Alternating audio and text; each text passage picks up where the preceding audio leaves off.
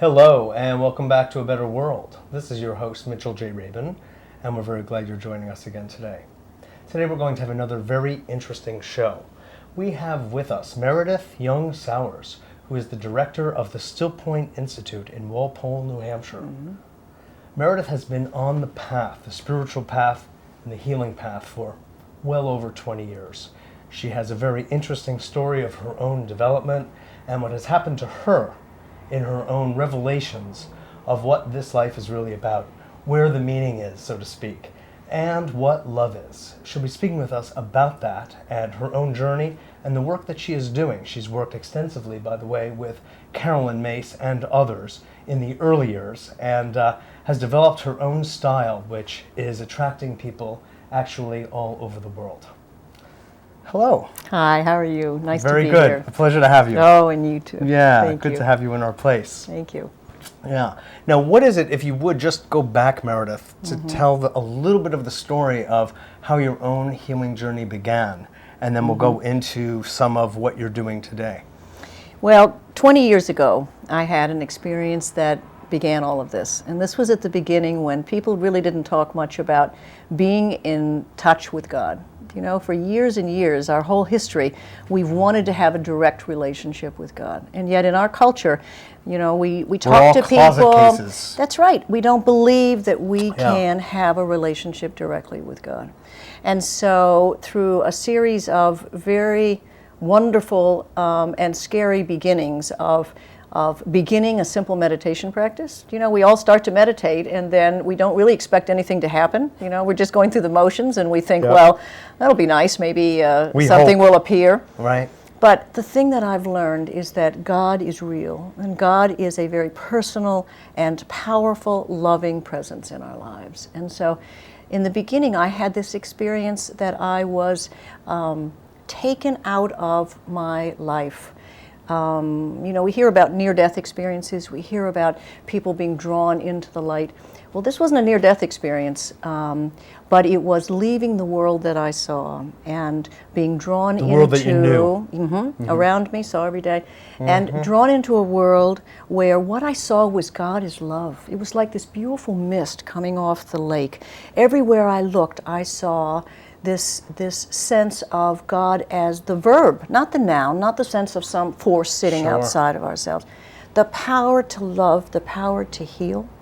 And I knew that this was what my work was about, to understand love, not just as a sentiment, not just as, but God is love, meaning if God was going to show up on your couch, God is a friend, God is a mentor and a helper. God saying, let me help you, let me love you through this problem. What would we want? We'd want that. Is it that you understand God to be like an intelligence beyond all human intelligence? And that intelligence expresses itself as love? Yes. The thing that I've discovered in the healing model, that from that first encounter with God and from that a most amazing relationship with an angel, a way of learning in meditation, being taught about all of these new realms of energy and energy inside of us and how we're put together and how we can get strong and healthy and how we get sick. But understanding that there's two parts of understanding God that really help us heal. One is God as a collective view. In other words, I need to, if I'm going to heal, I have to understand God as a way for me to fit into a safe picture. God's a picture. God's the bigger picture. And if I have a safe relationship in my life, I feel like God's taking care of me, or that when I look at a sunset, I can imagine that there's a bigger plan, even if I can't control it and don't understand it, I'm safe. That helps us actually heal our nervous system. And a personal relationship with God, God on our couch, God is your friend and mentor, really oversees our endocrine system. So think of all the women taking thyroid medication and taking endocrine supplements, and that from this very early experience of understanding God, not just out there in the bigger picture, but God in our hearts, inside of us. Not impersonal only, but personal. Exactly. And as long as we say, if a client says to me, well, I believe in God, when I say, well, what's your spiritual beliefs? I believe in God. And I say, do you believe that God, in a personal sense, inside of you, is linked to that powerful force? Because if they don't believe that, they can't heal, they can't change. They're totally victim to their history. Well, one of the things I'm gathering, and is so true, and you're hitting upon it in a certain way by implication, is that God is also anthropomorphized. Yes. And people Yes. think of God, in a sense, as in the form of a human being. That's the right. old image of a right. white man with a big white beard. That's And right. so then they think, oh my God, that's in me? That's right. Well, of course that's not That's in right. you as such. That's right. And so who would want God? That's right. If that's God, you know what I mean? Yes. And so there has to be that level Yes. of transmutation, actually, and Exactly. reconfiguring, re-imaging. And That's it right. sounds like that's part of the work that you're doing. It is because, people come to me and say, Meredith, I've studied all the things that are wrong with me. I know all the ways that I'm broken and that I'm victimized by my history and that my mother and father did this and that. And what I say to them is, you know what? You can continue to always dig stuff in your life that doesn't work. always find It's more. always there. Yeah. But where do you find what's right? Where do you find the power that you have within you, the power to love? And if that power to love is God at work, if that is the experience of God, then that changes it for people. They understand, well, I know how to love. I love my kids. I love my dog. Sure. I love something beautiful.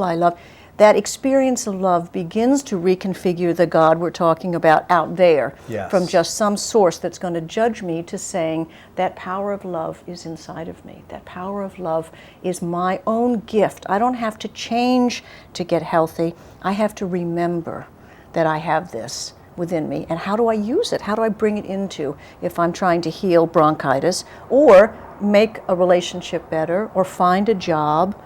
It's all energy. We're all connected. And so what we think is outside of ourselves, that we want to influence someone to hire us, is actually tied to a deep sense of trust in ourselves. And what gives us that confidence, if we That's know right. we've had a rocky history? What? The power of love, the power we can call on to say, well, God's got strength. God's inside of me, is that force of love, that brilliance. It's like we sit up straight and say, I can flow that into that interview when I show up. Am I hireable? That's right. And that's That's a right. relationship one has with oneself. That's right. Yeah. That's right. Go back, if you would, to the endocrine system, Yes. and I see that Yes. you were going through various Yeah. organ systems, etc., as that relates to a person's relationship to the That's outside right. world and themselves. That's right. What is it about One the of the endocrine things that- system in particular that you were referring to? Well, what I found was, from this experience with this incredible teacher, this angel, that came to you in that meditation. came to me. And you were basically, if 20 you don't years mind my ago. saying, you were a suburban housewife, Right. raising children, Right.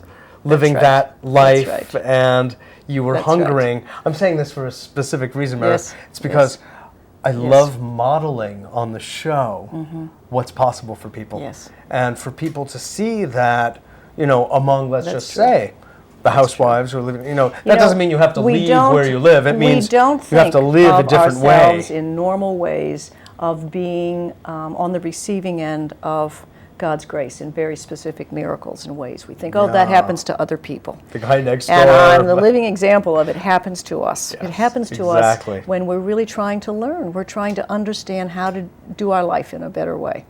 And so from that experience, I've gradually learned and been taught and developed through my seeing clients and working on this model that I've developed, how that beautiful power of God within us, of love within us, is actually tied through our belief systems, to our physical systems, to our relationships in the world. So if I draw a line, for Yes. example, from a quality in my heart, my compassion, for example, correlates to my immune system, which lets me obviously be able to strengthen my whole well-being, and it correlates directly to my care for my own body, mind, and spirit, my being able to take care of myself. So the thing that's intrigued me is, through all these years of learning and growing, is that we're so hooked together You know, we tend to think we've got a problem emotionally, that clients say, I've been abused, I've had a terrible childhood, I have all these terrible things have happened to me.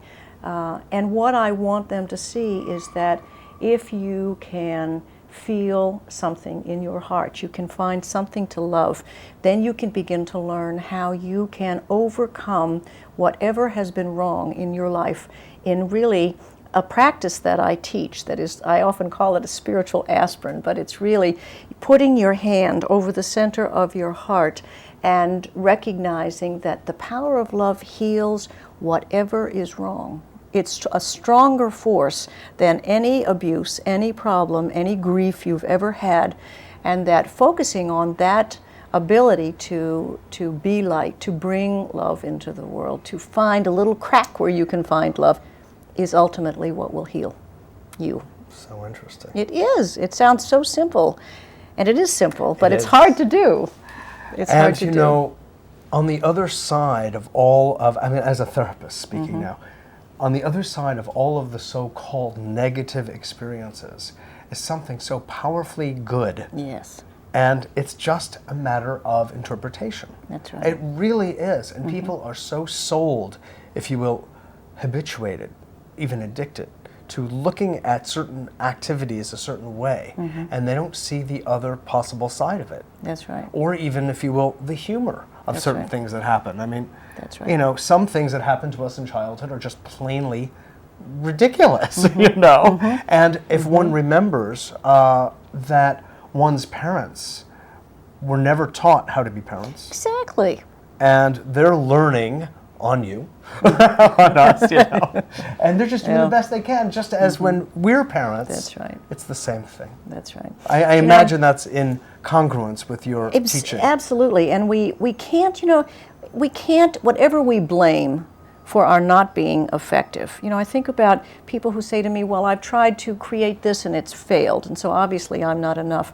But what we don't realize is that what we have to relearn, we have to rediscover, we have to use the real tools. It's got nothing to do with being inadequate. That's the sort of the cop-out. So how That's do the we victim feel mentality. Exactly? How do we feel adequate? That's the big shift for people. You know, to say, if I've got all this experience in my life that says I'm not enough, I can't do this, I don't know how to go forward, what shifts us into a place of confidence? And it's got to be some miracle, some kind of sensing that a new life is possible, a new understanding is possible. We've got to have that glimmer of hope. And what does that come from? It comes on seeing something positive and letting that positive piece into our life instead of always the dialogue. You know, we iron the negative into our system. It's just like ironing clothes. Yes. Every time I hear someone say, I can't do this, I don't know how to do this, I don't have a future, that's what gradually builds up, and that's what then, when you do an energy evaluation, like I teach my students, what you see is all the memories that are ironed into their fibers, their tissues. Yes. And so Literally. healing means, literally, so healing means, how do you move those out? How do you eliminate those? How do you cause creases? That's right. That's right. That's And right. you're also touching upon the idea of the physiology of hope and optimism. Yes. And enthusiasm. Yes, yes, exactly. Because that underlies, I mean, when you think of a happy thought or an optimistic thought, or you see light at the end of the tunnel, That's right. I don't have to tell you, That's right. everything changes. The immune system shifts into an entirely different gear. It does. From That's survival into looking forward. It's a different, it goes from a reptilian into That's another mammalian, Exactly. brain neurological function. Exactly. But, you know, you think about it. And it makes you more intelligent, actually. Yes. If you walk into a room and it doesn't feel inviting. I mean, people say, well, what is energy? How do I really feel energy? And since I teach people to sense energy in the body and to sense energy within themselves, so they can change how they're functioning. So they can say, no, I need to switch to my hand over my heart. I need to switch to a hopeful place. I need to find something positive to focus on instead of negative. That the nature of energy, you walk into a room and you feel invited in, you like the atmosphere, the people in it, feels warm, or you can feel pushed back, it's negative. That's what our thoughts do for us. And so when we hold something positive, we have a piece of something we believe in, makes all the difference in the world to moving then from the place of I'm losing energy to I'm gaining energy. Exactly. And if I'm gaining energy, then I'm healing. Then I'm getting stronger and more confident and more able to show up in my life and relationships the way I want. Exactly. You're promoting proper intercellular communication. That's right. If you will. That's right. Going back to right. what you began, you spoke about earlier osteoporosis and relation to community. Could you expound upon that? That is such a powerful piece, because you think about today, so many women have osteoporosis, and we're all put on notice to be continually aware of this.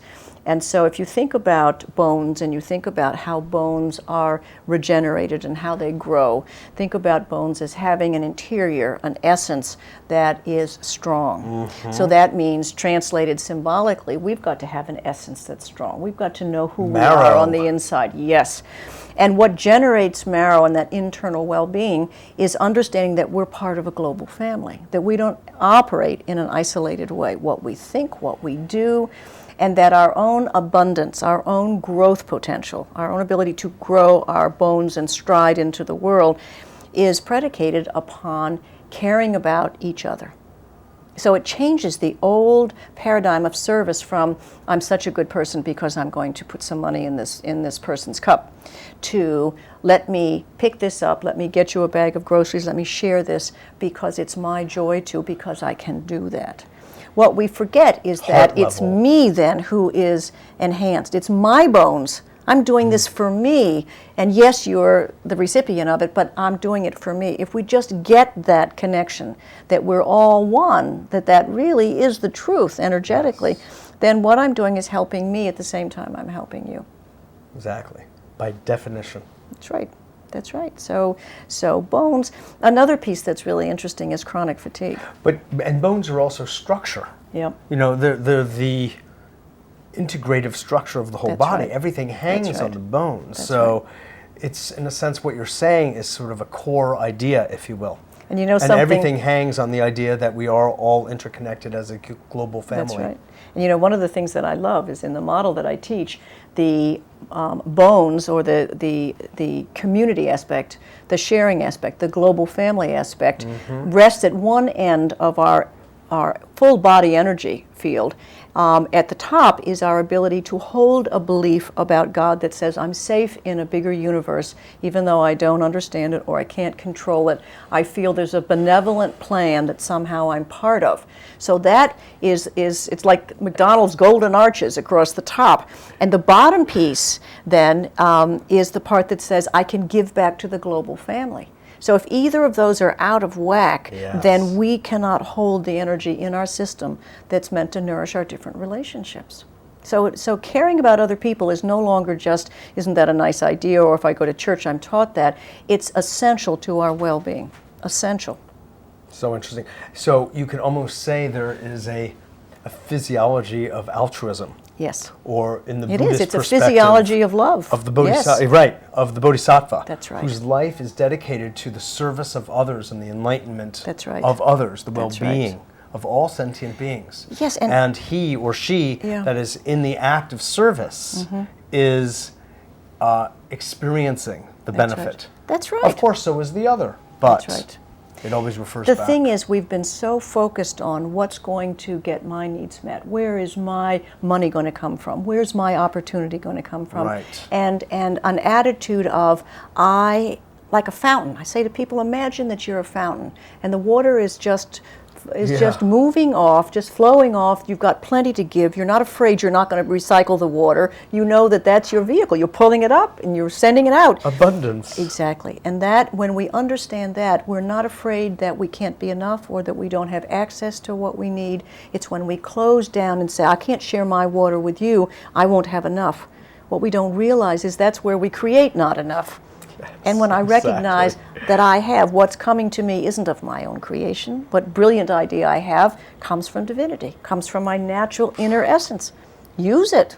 Use it or lose it, right? Definitely, definitely. And when was the last time either of us created a sunset? Exactly. I mean, yes, that's. We just. I don't know about you, but I haven't done that recently.